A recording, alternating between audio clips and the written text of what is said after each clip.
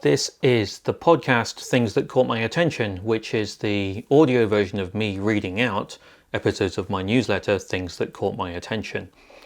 In this podcast episode, I'll be reading out Season 21, Episode 3, The Problem is Defining the Problem, and The Unreasonable Effectiveness of Caring.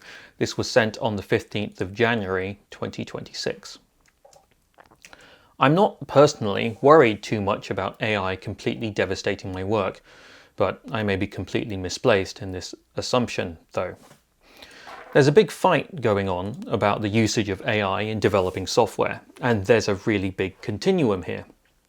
On one end, you've got my friends Jesse Vincent and Simon Willison, who are more or less forging ahead at using agentic coding, that is, LLMs for writing software, commonly Claude Code, to become even more irritatingly productive than they already are, a sort of Captain America serum supercharged version of an already 10x developer. The thing is, you have to be so precise about what someone is using generative AI for these days, because as a recent saying goes, AI progress and capability is jagged, which is another way of saying all over the heckin' place. They can do some things really well and are stunningly bad at other things, where those other things include stuff like how many of the letter R are there in the word irresponsible. If you recognize that you've got a tool with wildly different capability in different domains, then you also recognize that you have a capricious tool and you need to know what you're doing to not shoot yourself in your foot or deglove yourself or whatever. Don't look up degloving if you don't know what it is, trust me. Simon and Jesse are experts with decades of software development knowledge. I also understand them to be systems thinkers. They know enough about how everything works. And in temperament as well, they're curious but also untrusting, and not everyone is like them. The point here is that the tools aren't easy to use well, where well means producing software that meets certain criteria. What Simon and Jesse are also good at is deciding what those criteria are in ways that are appropriate to the task and context. And this is also something that not everyone is good at. I think deciding what well is or deciding what good enough is an inherently human skill that is very difficult for AI to replicate well enough consistently. Iris Meredith wrote this piece that Kevin Riggle quoted. This is Iris. More generally, what I got from this is that LLM-assisted coding is only more flexible and more chill than doing the thing manually if you don't care about results at all.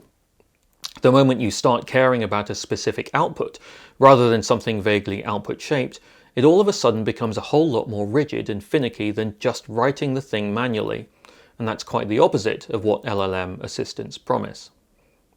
In case it's not clear, the jaggedness and unevenness of the tools means that I disagree with Meredith to a degree. I'll rewrite with emphasis in a way that I hope doesn't invalidate Meredith's point. I'll try and speak it this time. More generally, what I got from this is that LLM-assisted coding is only more flexible and more chill than doing the thing manually if you don't care about results at all. The moment you start caring about a specific output rather than something vaguely output-shaped, it all of a sudden becomes a whole lot more rigid and finicky than you just writing the thing manually. And that's quite the opposite of what LLM assistants promise. I think the point here is that agentic coding or LLM assisted coding, and therefore I think all LLM tools in general, is that they're not general purpose tools, or rather the domains in which they are general purpose tools that are good enough for people are also uneven. But that's not exposed when you're using ChatGPT. This problem is also obscured intentionally, maybe, by the chat-based interface, which provides no real indication or feedback about the specific things that the LLM is good at. There are no task-specific UIs for general agents. I think what Simon and Jesse have done is to massively customize the tools for their own particular usage. And that's on a different end of the continuum of using LLM-assisted coding out of the box. These tools just aren't ready for mass use yet. This is not a criticism in any way of Meredith's capability or experience, and at the same time maybe the insight isn't particularly deep and it's just that I came about it another way. If you don't know how to use a tool, then you won't use it well, and you won't know when you're using it dangerously. I'm quite happy to place irresponsibility here on the lawn of the product marketers who are presenting these as general purpose products. I've written before about how egregiously irresponsible OpenAI is in hiding what you shouldn't use ChatGPT for in fine print, in a filing cabinet, disused toilet, basement, beware of the leopard, and so on. In hiding that in its terms and conditions of usage, and bullshit to that, I say. So I think I disagree as to the utility of LLM-assisted coding agents in that finicky, lawyerly way of, okay, but here are the instances in which they're clearly useful and some people are clearly deriving benefit. I will lay aside, yes, I know, the immoral manner in which the data for these agents has been gathered or stolen and appropriated under a political and regulatory environment that outright encourages such stealing, and also, now that it's happened, wishes to preserve those interests by going, oh no, well, we'll go bankrupt if we have to compensate artists, and, well, we couldn't possibly let that happen. So I'll acknowledge that, yes, we have legislated to stop doing things before in the face of incredibly powerful lobbying when, for example, indoor smoking was banned, and that, yes, of course, we can just do the things. Anyway, I digress, but I also don't intend to dismiss a stupendously big societal elephant in the room. Meredith wrote about caring about a specific output rather than something vaguely output-shaped, which is not an LLM problem, which Meredith does make clear. It's a human problem. Humans, people, are the ones who ultimately set goals. There is nothing else in our entire experience right now that can do this. I mean, we could decide that dolphins are sentient and collaborate with them to set goals, but like I said, in our entire experience right now. In that same conversation with Wriggle, Wriggle said, as I keep saying, human understanding will always matter. And to which I said, to the extent that we exist and tools don't exist in a vacuum, yeah, there's no human in the loop. It's like some sort of anthropic principle for technology. The argument, again, here is that technology inherently has a bias because humans have a bias of existing in the first place. And like the theory of the anthropic principle, that the universe only exists because we are here to exist, and we may as well call it the egoist principle, technology and tools don't exist without people. The first mover is always a human. A human always, always, always started it, like that sibling of yours. What I mean here is that we define goals, which in this case means what the software is supposed to do, which means we define the outcomes. We define and set the parameters of the outcomes. Like I've written before, those parameters define what's good enough and what trade-offs exist, because everything is a trade-off. Everything is a negotiation of what you will accept. And in software development, that's normally boiled down to fast, cheap, or correct, and you can only realistically pick one, never mind two. The problem is that figuring out what we want is one of the hardest things in the world, and I don't just mean in the personal what is the point of my life sense. There is always more detail. There are always more edge cases because the universe goes on. On one level, you can say because of entropy, and on another level, you can say it's because you don't control everything. On one more level, you can say it's because humans are batshit crazy and will come up with a whole bunch of ways to do things that you never conceived of, which, to be fair, is one of the strengths that got us here in the first place. Now, one way that we invented to deal with the we don't know what we want problem in software development is this whole agile development process, which, as a refresher, is roughly along these lines. 1, we don't know what we want. 2, but if we're given something, we can provide feedback on it, which is normally, I don't want that, why did you do that?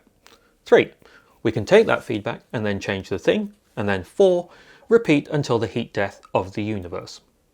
What this ultimately emphasizes is that the practice of iteration and repetition allows the possibility of improvement. And I was very careful there to say the possibility of improvement because humans in general are lazy, which is totally fine and not a value judgment. And when we're lazy, we tend to skip steps and think that iteration and repetition automatically leads to improvement, which it doesn't, not if you put it that way. When I work with people and we really slow down, then I'll ask, well, what improvement are we looking for? And invariably, people get a bit stumped there. One common reaction, but a minority to be clear, is a bit of anger and lashing out because they think that they should know the answer, and there isn't an obvious answer. The reason why they're angry is that there isn't a good or useful answer. My pithy version of this insight that I use in my work is to rephrase the whole thing as this. Agile is a great way to do the wrong thing faster, which A, sticks in people's minds because it's pithy and mean, I suppose, And B is an opening for a bunch of people to admit that nobody, or at least leadership, nobody knows what it is they're supposed to be doing here in the first place in useful detail. Agentic coding, using LLMs to write code, is certainly a way to write more code more quickly. The argument that I'm piecing together, I think supported by Meredith, is that writing more code more quickly is useless, or even worse, actively harmful, towards achieving your desired outcome. You achieve what you want by being able to define what you want, and defining what you want is hard. In the language of AI researchers, defining your problem is something that nobody, not ever, can ever one-shot, that is, get right first time, because part of defining what you want involves almost limitless context to determine what's good enough and hoping that matches up with what you think is good enough and dealing with the difference between the two and then a human making a decision. Many people don't, in general, like making decisions because they might be wrong and then they're shouted at by mean people. This is a genuine problem holding us back as a society, and I'm being absolutely sincere here. I concede that LLMs might be able to produce a range of good enoughs. I see this with Claude Code when it's in planning mode, and I explicitly ask it to provide me options with different trade-offs and then explore those trade-offs so I can think about them. I don't want the one thing to do, or rather there are cases where I know enough that I don't want the one thing to do. There's an argument here that at one level, the implementation of software doesn't fundamentally matter, and your choices are more a matter of taste, and that in different areas, the architecture and implementation do have a much more significant impact. But knowing that comes with experience, or at least something that has access to experience, and we used to also call these things expert systems, but it turns out that the lazier way to do all of that was to just throw the entire internet at them and assume that means expertise just sort of spontaneously emerges. Seriously. So, what might AI coding be good for? Well, in small cases where you don't care as much about correctness and for low stakes, sure, it's fine. If you want to use it for prototyping something that you don't use in production, sure, because then you can prototype something more quickly and might realize earlier that you missed a critical thing. This is good. You have more things to provide feedback on to interrogate the trade-offs and decisions you have to make. One way of thinking about this, and I'm thinking out loud, is that agentic coding is a bit like a really inefficient way of modularizing software development. One way to think about this is Python or Node, where there are modules or packages for anything and you can reuse code someone else has written. When done this way, you have some assurance, supply chain attacks, that the code you're using works and that there are tests and so on. Agentic coding has the sort of ability to provide modularization of functionality, but also in a sort of non-deterministic sense. Instead of importing a package, you can totally be lazy and tell an agent to implement it for you. Now, it's probably not a good idea because you're losing the ability to reuse something. You're just regenerating something. But if it looks like it does the job, and it does the job well enough, and it was easier to tell an agent to regenerate that functionality, then I'm afraid humans are going to do that. It is stupid and it is inefficient, but the impulse is understandable, at least. More experienced people will use tactics like tell an agent to use an existing package, or have an idea of what package they already want to use, or even implement a package that can be reused in a particular project. And they might also have the ability and presence of mind to check whether that package has actually been reused. And again, that's if they've decided that matters in the first place. I suppose one equivalent aspect is if you can trust an agent about information retrieval. It is easier, but with no guarantees about accuracy or correctness, to ask a coding agent for best practices in the same context in which you're working than to go look up what OWASP standards you should be following, read them, and then translate them back to the work that you're doing. But that's if you can be sure that the agent is returning the actual standards in the first place. Are you going to check? Well, if you're going to check, well, why not just read them yourself in the first place? But the thing is, a lot of functions are common. A lot shouldn't be re-implemented. And that shouldn't is a mixture, I think, of taste and a mixture of experience and capability.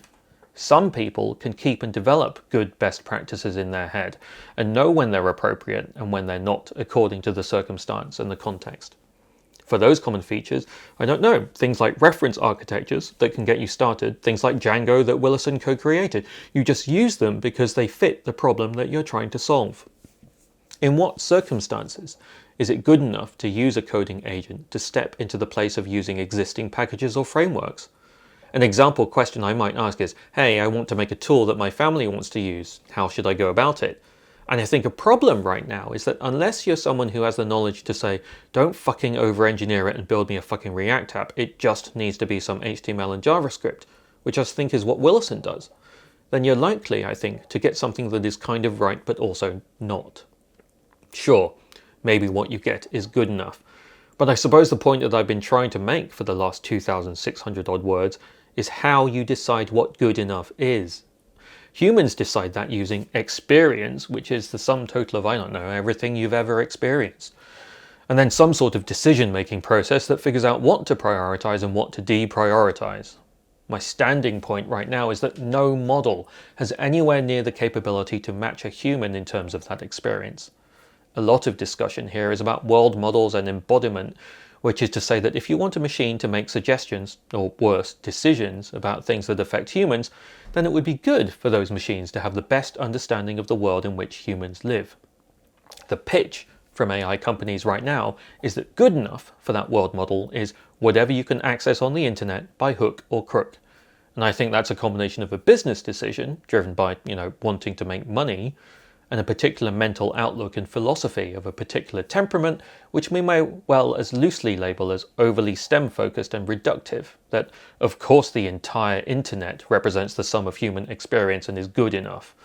Clearly there's people who disagree, and I'm one of them. And yes, I will acknowledge that some of the things on the internet are videos of things that happen in the real world, but all of that video on the internet is itself the result of a human editorial decision about what's important enough to upload, even if it's mundane. Look, okay, let's segue. It's not as if this isn't all over the place anyway. So here's the second part. The unreasonable effectiveness of actually caring and giving a damn. I'm fighting a losing battle against good enough. I wrote about it not too long ago when Dan Sinker wrote eloquently in a Dan Sinkery way about it in the piece The Who Cares Era.